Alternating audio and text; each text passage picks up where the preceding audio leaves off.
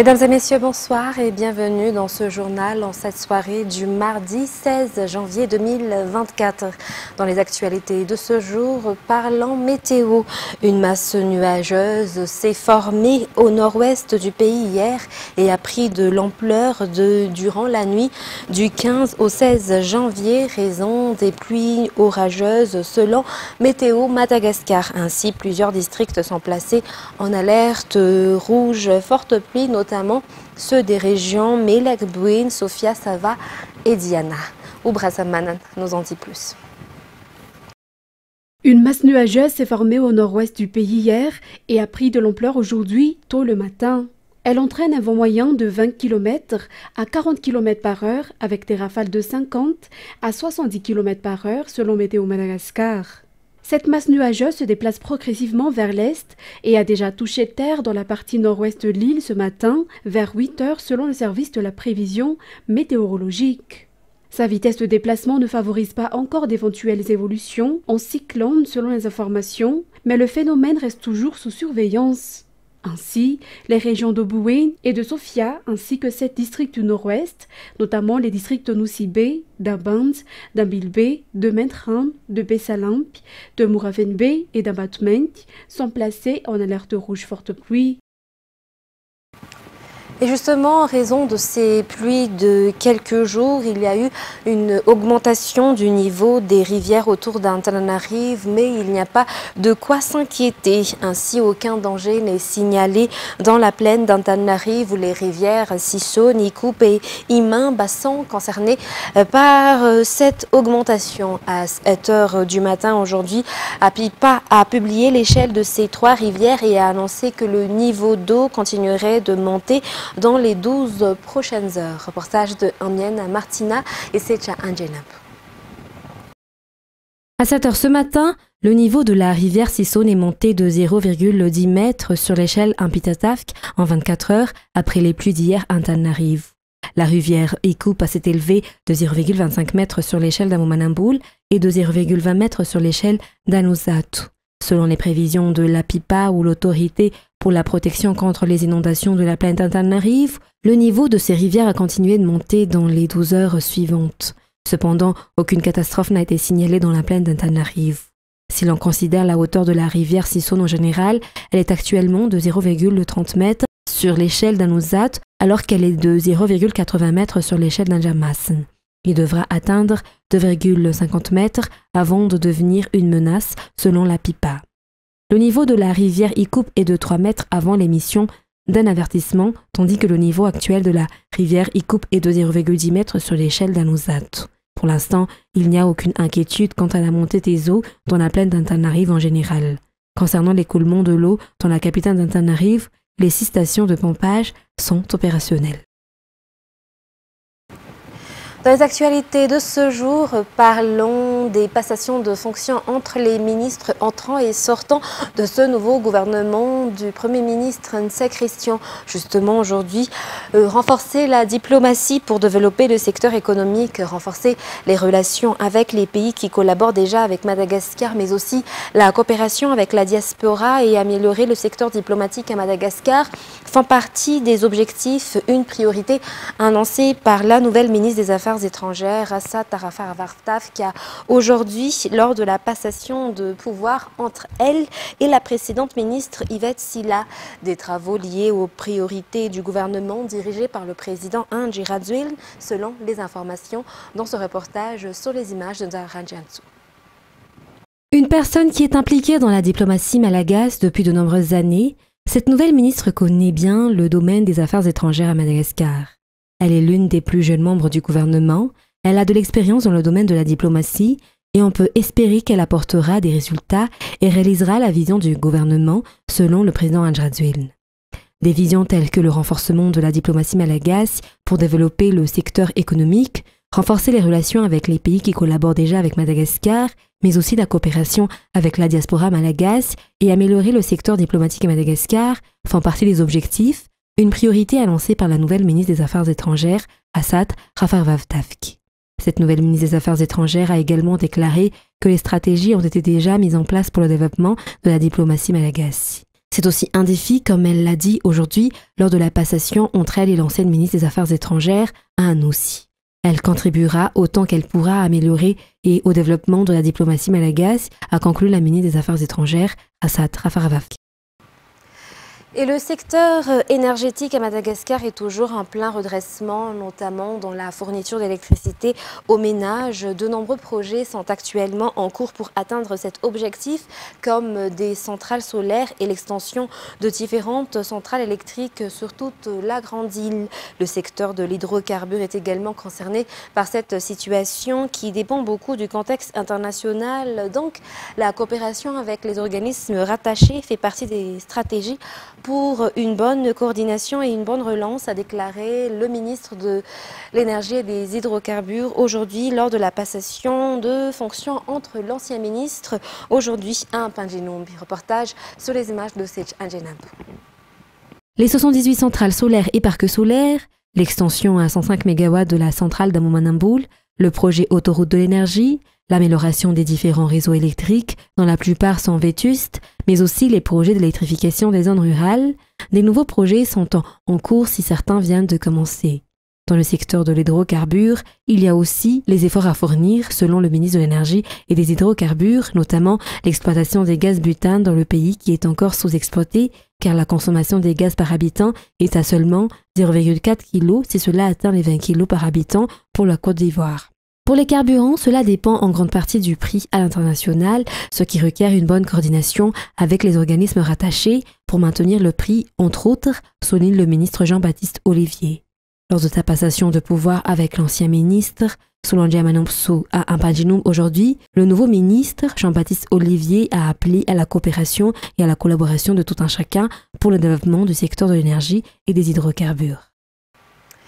Madagascar uni, Madagascar solidaire, tel est l'objectif de la nouvelle ministre de la Population et de la Solidarité, Phoumenjaz Ngou Elisette. Elle a également annoncé que sa priorité est l'autonomie des femmes, que ce soit financièrement et matériellement, mais aussi la protection des personnes âgées, des handicapés et des personnes défavorisées. Elle prône la bonne gouvernance pour que les aides sociales arrivent entre les mains des bénéficiaires. La passation entre l'ancienne ministre de la Population, Swafili Raprincia, et la ministre entrante Phoumenjaz Ngou Elisette s'est tenue aujourd'hui à Mbouzatouf. Et outre ces ministères, 3 autres ministères, à savoir le ministère de l'Agriculture et de l'Élevage, le ministère de la Communication et de la Culture, mais aussi le ministère de l'Enseignement technique et de la formation professionnelle, ont effectué ce jour la passation de fonctions entre chaque ministre entrant et sortant. Les détails dans ce reportage. Une plus grande importance sera accordée à la culture du riz dans notre pays, a déclaré le ministre de l'Agriculture et de l'Élevage, Suzlin Rakotwarsoul Rakotwarzone, qui a pris aujourd'hui son poste à la tête de ce ministère après sa passation de fonction avec l'ancien ministre. Les soutiens aux agriculteurs se poursuivront. Les investisseurs locaux et étrangers seront également encouragés, a-t-il souligné, avant d'indiquer que l'objectif est d'atteindre l'autosuffisance alimentaire selon la vision du président de la République. Il a affirmé que des résultats devraient être palpables dans son jour. Outre cela, le ministère de la Communication et de la Culture va à nouveau consulter les artistes membres de l'Office malgache des droits d'auteur ou OMDA pour résoudre rapidement le différend entre ces derniers et le ministère, a confirmé aujourd'hui le ministre Augustin Djemananour, qui a également pris ses fonctions aujourd'hui. Il faut trouver une solution ensemble et l'objectif est d'apporter des changements pour le développement du pays dans le domaine de la culture, a-t-il expliqué. L'amélioration dans le domaine du journalisme et de la communication figure également parmi les priorités. À cet effet, une réunion avec les patrons de presse aura lieu, a ajouté le ministre de la Culture et de la Communication lors de la passation de fonction avec l'ex-ministre par intérim aujourd'hui. La passation de pouvoir entre l'ancienne ministre de l'Enseignement technique et de la formation professionnelle, Rantanerina Gabriela Vavtsar, et la nouvelle ministre qui la remplace, la Latine Rakotonjazaf, a eu lieu ce matin à Mpeflo. La nouvelle ministre a apprécié le travail et les efforts de l'ancienne ministre et a promis de poursuivre le travail rapidement pour réaliser la vision du président Anjradzueln. La nouvelle ministre a annoncé que ce qui a été réalisé auparavant sera poursuivi et amélioré au profit de la jeunesse malagasy. Un immense défi attend ce département car le président de la République porte avec une attention particulière à la jeunesse et aux femmes. Les citoyens ont besoin de résultats concrets et tangibles, a déclaré le nouveau ministre de l'Enseignement technique et de la formation professionnelle. C'est pourquoi nous devons travailler rapidement pour relever l'immense défi auquel ce ministère sera confronté, a ajouté la nouvelle ministre de l'Enseignement technique et de la formation professionnelle. Dans l'actualité sportive de ce soir, parlons de la Coupe d'Afrique des Nations. Voici justement le résultat du match qui s'est déroulé hier pour la CAN 2023. Le Sénégal a battu la Gambie par 3-0. Le Cameroun et la Guinée ont fait match nul 1-1. L'Algérie et l'Angola ont également fait match nul, toujours un résultat 1-1. Nous suivrons au cours de la soirée le match entre la Tunisie et la Namibie et également la rencontre entre l'Afrique du Sud et le Mali. Et dans les actualités internationales de ce soir, des dizaines de personnes ont été tuées aujourd'hui par des frappes israéliennes sur la bande de Gaza où la phase intensive des combats contre le Hamas palestinien devrait bientôt se terminer selon Israël, 102 jours après le début de la guerre qui exacerbe les tensions régionales. Au cours de la nuit, l'armée israélienne a bombardé le secteur de Khan Younes, la grande ville du sud de Gaza, épicentre des combats au sol et des raids aériens depuis qu'elle a annoncé le 6 janvier le démantèlement de la structure militaire du mouvement islamiste palestinien Hamas dans le nord du territoire. Les détails avec France 24. Pas un jour, pas une nuit de répit dans la bande de Gaza. Ces dernières heures, l'aviation israélienne a de nouveau bombardé le secteur de Khan Younes, épicentre des combats dans le sud de l'enclave. Des frappes nocturnes et au petit matin, de nouvelles familles éplorées et un bilan implacable, plus de 80 morts selon le Hamas. Au moins 24 000 depuis le début de la guerre. Des frappes sur la bande de Gaza qui pourraient à l'avenir baisser en intensité. Nous avons clairement indiqué que la phase de manœuvre intensive durerait environ 3 mois. Dans le nord de la bande de Gaza, cette phase prendra fin. Dans le sud de la bande de Gaza, nous atteindrons cette étape et elle se terminera bientôt. Et dans les deux cas, nous passerons à la phase suivante. L'espoir d'une accalmie. Le ministre israélien de la Défense confirme le passage à une troisième phase de la campagne militaire annoncée début janvier. À la clé, le retrait d'un grand nombre de troupes et la traque quartier par quartier.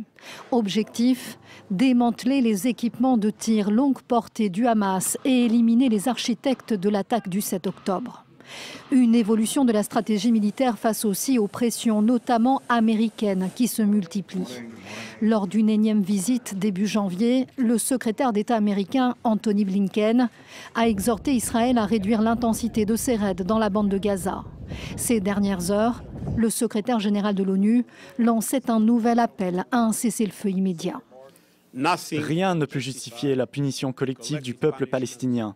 La situation humanitaire à Gaza est indescriptible. Un conflit qui a un prix aussi pour Israël. Le gouvernement a annoncé 15 milliards de dollars supplémentaires, de quoi financer la guerre longue promise par le Premier ministre Benjamin Netanyahou. Et sans surprise, Donald Trump a remporté lundi soir les caucus de l'Iowa, premier rendez-vous des primaires républicaines en vue de la présidentielle de novembre. Selon les estimations, l'ancien président est confortablement en tête devant ses rivaux Ron DeSantis et Nikki Haley. France 24 toujours. Alors la tendance qui commence à se confirmer donc, et les chiffres que vous nous donnez renforcent ce constat, nous donnent donc, vous l'avez dit, un Donald Trump évidemment gagnant, mais semble-t-il avec un score qui ne fait plus beaucoup de doute sur ce que souhaite le camp républicain ici en Iowa et concrètement sans trop nous avancer aux États-Unis. C'est d'ailleurs la vocation de ce caucus de l'Iowa, donner une tendance qui doit se vérifier ou en tout cas qui doit nous donner une information majeure sur la grande tendance nationale. Donald Trump voulait franchir la barre des 50%. Il a été donné jusqu'à 57,6% dans les premières minutes du dépouillement et vous l'avez dit, il semble se stabiliser au-delà de 50% après que les voix des grandes agglomérations de l'État ont été comptabilisés. Attention, cette comptabilisation n'est cependant pas terminée. Pour ce qui est de la place de numéro 2, qui, nous l'avons dit, durant toute cette nuit, est une place importante également, puisque Donald Trump, disons-le, s'est toujours placé hors compétition pour cette place de numéro 2. Donc les scores entre Ron DeSantis et Nikki Haley semblent plus serrés qu'ils ne l'étaient en début de résultat, avec pas tout à fait une égalité, mais une marge beaucoup moins grande qu'au début du dépouillement, en tout cas pour le gouverneur de Floride. Cela nous dit notamment que pour Nikki Haley, l'échéance du New Hampshire dans quelques jours sera également importante. Il reste, au moment où nous parlons, un peu plus d'une dizaine de délégués à attribuer aux candidats, c'est-à-dire un peu moins d'un quart. La nuit n'est donc pas terminée et il faut le rappeler, il ne s'agit à ce stade que d'estimation, on ne le dira jamais assez, mais ici, au QG de ce caucus de l'Iowa, le sourire arboré par les soutiens de Donald Trump qui se trouve toujours derrière moi, derrière cette porte fermée où il semble qu'il commence à savourer la victoire avec ses plus proches collaborateurs. Eh bien, ce sourire arboré par les partisans de Donald Trump ne laisse pas beaucoup de doutes sur l'issue principale de cette consultation. Et le président ukrainien Volodymyr Zelensky a appelé aujourd'hui ses alliés occidentaux à aider son pays à gagner la supériorité aérienne sur la Russie, assurant avoir déjà repris l'avantage face à la flotte de Moscou en mer Noire lors d'un discours à Davos. La veille, Kiev a revendiqué la destruction de 2 avions russes de commandement au-dessus de la mer d'Azov, ce qui constituerait un coup dur pour la Russie dans un zone qu'elle est censée contrôler. Reportage de France 24. C'est un appel maintes fois lancé par Volodymyr Zelensky.